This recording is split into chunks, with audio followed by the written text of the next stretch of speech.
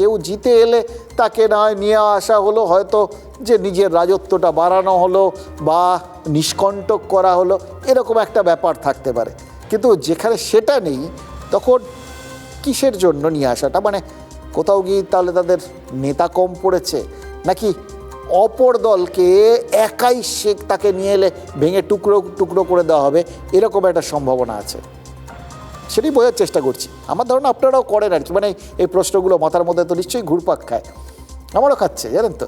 এই যে ধরুন, এই যে এতদিন প্রতিকুর রহমান সিপিআইএমে ছিলেন, মানে সত্যি কথা বলতে কি, প্রতিকুর যদি দলটা বদল না করতেন, যদি সিপিআইএমেই থেকে যেতেন, তাহলে তাকে নিয়ে কি আমরা সবাই এতগুলো শব্দ খরচ করতাম? আপনারা এতটা সময় ধরে ধৈর্য ধরে শুনতেন বা দেখতেন? আজ প্রতীক ওই আমতলায় তৃণমূলের অফিসে যেতেই তাকে বহিষ্কারের সিদ্ধান্ত ঘোষণা করেছে সিপিআইএম। এটা খুব একটা অস্বাভাবিক নয়। তারা দেখছিলেন যে, তারা চাননি যে প্রতিকুর রহমানকে শহীদ করে ওখানে যাওয়ার সুযোগ করে দিতে। প্রতিকুর তাকে বহিষ্কার করা হয়েছে, কিন্তু তারপরেও তার সাফল্য কামনা করেছেন সিপিআইএমের রাজ্য সম্পাদক মোহাম্মদ সেলিম। কেন?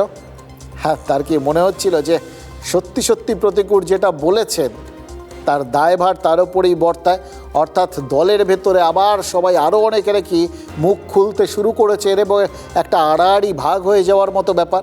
তাহলে মানতে হবে যে প্রতিকুর অত্যন্ত বড় মাপের নেতা, যিনি একটা মানে অতীতকালে আমরা যেরকম দেখেছিলাম অবিভক্ত কমিউনিস্ট পার্টি ভেঙে সিপিআই আর সিপিএম সিপিআইএম হয়েছিল, ঠিক সেরকমই হয়তো এক্ষেত্রেও হ্যাঁ, এটা অবিভক্ত সিপিআইএম ভেঙে সিপিআইএম আর আরেকটা ওই সিপিআইএম পন্থী তৃণমূল বা তৃণমূলপন্থী সিপিআইএম, এরকম একটা তৈরি হলো আর কি। মানে তৃণমূলের মধ্যেই সেটা রইল।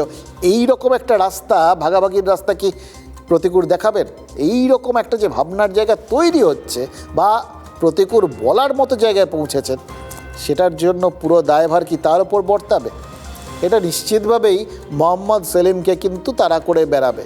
এবং তিনি যে এখন পর্যন্ত এটা নিয়ে কোনো রকম মন্তব্য করেননি এবং চেষ্টা করছেন যে তাকে সন্তান স্নেহেই দেখেন, এইটা বুঝিয়ে নিজের অবস্থানটা পরিষ্কার রাখতে, তার সব থেকে বড় কারণটা হয়তো এটাই।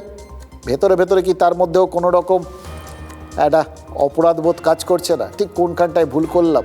এই মুহূর্তে দলের তিনি যেহেতু সেক্রেটারি, তার ওপরেই যে দায় ভার, এটা তো স্বাভাবিক।